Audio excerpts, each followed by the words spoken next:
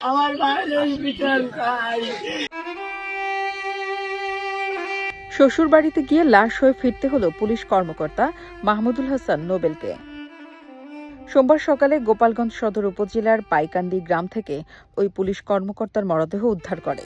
এ ঘটনায় জিজ্ঞাসাবাদের জন্য পুলিশ হেফাজতে নেওয়া হয়েছে নিহতের স্ত্রী কানিজ ফাতেমা ও শ্বশুর ঝুনু শেখকে। নিহতের স্বজনদের অভিযোগ, স্ত্রী পরকীয়ার জন্য তাকে খুন হতে হয়েছে। এই বাইরে আজ 10টা বছর শ্বশুর বাড়ি আটকাইছে ভাই, বাড়িতে দিতে না ভাই, কবে বাইক কিনতেছে তাও জানি না ভাই। এই বউ কাল ওর শ্বশুর শাশুড়ি এই শুরুর থেকে বিয়ের শুরুর থেকে ভাই ওর বউ আগে একবার ভাতের সাথে বিষ খায় মারি ফেলে গেছিল, তারপরে পরে টাকা উঠাই দেয়, ও পুলিশ লোন করে দিয়ে ওর পরে টাকা দেয়, বিভিন্ন কিস্তিতে টাকা দেয়, 10 লাখ টাকা দিয়েছে আগেও, এখনো টাকা চায়। এই করি আমার বাসা থেকে আনলাম বাদায়, কবে কোন রাত্রি আইসে জানি না ভাই। আসার পরে আমার আজকে অন্য লোকে বলে যে তোর ভাই মারিয়ে লাইছে। ও ভাই, আমরা আজকে সংবাদ পাই যে আমাদের পুলিশের একজন এসআই যে 6 এপিবিএন মহলছড়ি খাগড়াছড়িতে কর্মরত, সে তার শ্বশুর বাড়িতে অবস্থানকালে তার এই পাশের পুকুরেই তার লাশ পাওয়া যায়। পরে আমরা এখানে খবর পেয়ে আসি। আমরা লাশটি ময়নাতদন্তের জন্য মর্গে পাঠিয়েছি। আমরা একটি ইউডি মামলা নিব এবং ময়নাতদন্তের রিপোর্ট অনুযায়ী পরবর্তী ব্যবস্থা নেব। নিহত ওই পুলিশ সদস্য সদর উপজেলার বিজয় পাশা এলাকার হায়দার ভূঁইয়ার ছেলে। তিনি খাগড়াছড়ির মহলছড়ি এপিবিএনে কর্মরত ছিলেন। পুলিশ জানায়, গত শুক্রবার সরকারি কাজে গোপালগঞ্জে আসেন মাহমুদুল। কাজ শেষে শ্বশুর বাড়িতে গিয়ে ওঠেন।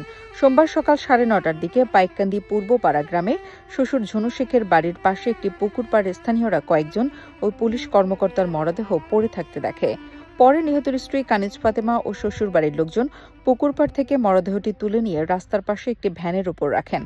খবর পেয়ে পুলিশ দ্রুত ঘটনাস্থলে পৌঁছে লাশ উদ্ধার করে এবং ময়নাতদন্তের জন্য গোপালগঞ্জ 250 শয্যা বিশিষ্ট জেনারেল হাসপাতালের মর্গে পাঠায়।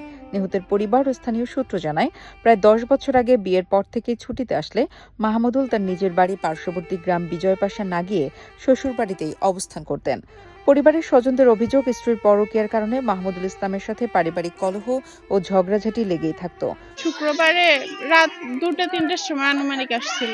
তারপরে কয়দিন গেছে, ও প্রতিদিন সকালবেলা গোসলে যায়, গোসল করতে করে আসে, ওর মেরে নেই, খেলে, খায়। আজকেও সেরকম গেছিল, কিন্তু আমি জানি না, সারা রাত বিদ্যুৎ ছিল না, আমি উঠছি করছি, আমার আর ডাকে নাই। তারপরে গোসলে গেছে, আমি উঠে ছোট জনটে 7টা-7:30টার সময় আমি উঠছি, ছোট জনটে দুধ খাওয়াইছি, বড় জনটে ভাত খাওয়াইছি। তারপর ওর আর পাই না খুঁজে। আমার মামুরে বলছি কি, আম্মু কোন জায়গায় গেছে? বলছে কি যে হয়তো হরিদাসপুর বাজারে গেছে নাকি, ও আবার বাজার করে, বাজার করতে অনেক পছন্দ করে। তারপর আমি বলছি যে কোনো তো খোঁজ নাই। হঠাৎ করে দেখি কি ওর মোবাইল বালিশের পর রয়েছে। তারপর মোবাইল নিয়ে ওর মেয়ের কাছে দিচ্ছে, ওর মেয়ে মোবাইল দেখতেছে, খাচ্ছে। তারপর আমি আমার মোবাইল দিয়ে আমার অন্য ছোট জনটার ফোন দিছি, জাকি তোমার দাদা কি বাড়ি গেছে? বলছে কি, না ভাবি, বাড়ি তো আসে নাই, আমি তো ইসে আপেলের মেয়ের ছেলে হয়েছে, ওইখানে ভাত দেবো, এটা ভাতের জন্য রান্না করতে যাচ্ছি। আমি বলছি, ও আচ্ছা, যদি যে আসে তারপর একটু ফোন দিও। এই বলে রাখে দিছি। তারপর এই হঠাৎ করে ওই জায়গা থেকে কে জানি বলছে এই জায়গায় কার জানি লাশ ভাইসে উঠছে। তারপরে আমি দৌড়াইছি, দৌড়াইতে দৌড়াইতে দেখি আমার মোবাইল। মূলত স্ত্রীর মানসিক চাপ ও পারিবারিক জটিলতার কারণেই নিজ বাড়িতে না গিয়ে তাকে শ্বশুর বাড়িতে অবস্থান করতে হতো বলে দাবি তাদের।